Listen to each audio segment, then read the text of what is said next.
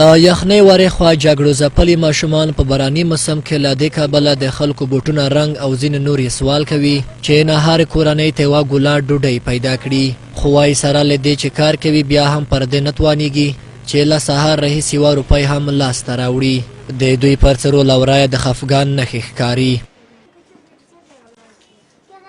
اوس لږ مخکې راغلم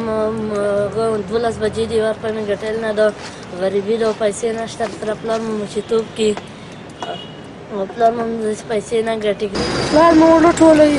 زه غریب یم دلته ګرځم خلک امضاګانې راته کوي نوم روپۍ راکوي دغه چوکې ګرځم دلته ساړه مو کېږي دلته راغلي راته په لیار کې ناسته یم پټول او 4 روپۍ نه راکوي مور مې مریض ده نه دي راغلی پلار مې بندي ده اخوا ځایي چارواکو په یوه غونډه کې د هغې ترسره شوي سروې ارقام له رسنیو سره شریک کړي وو چې له مخې یې په دغه ولایت کې 15,000 یتیم ماشومان او 2,040 نور یې بیا په دغه ولایت کې درانه کارونه کوي موږ 2,040 ماشومان تر اوسه چې کومه سروې موږ کړې ده هغه د شاقه کارونه کوي سخت کارونه کوي همداسې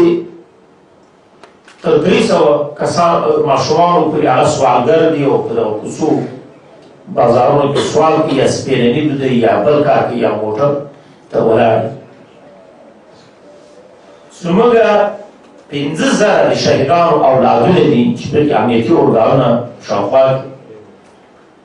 چې هغه هم شامل دي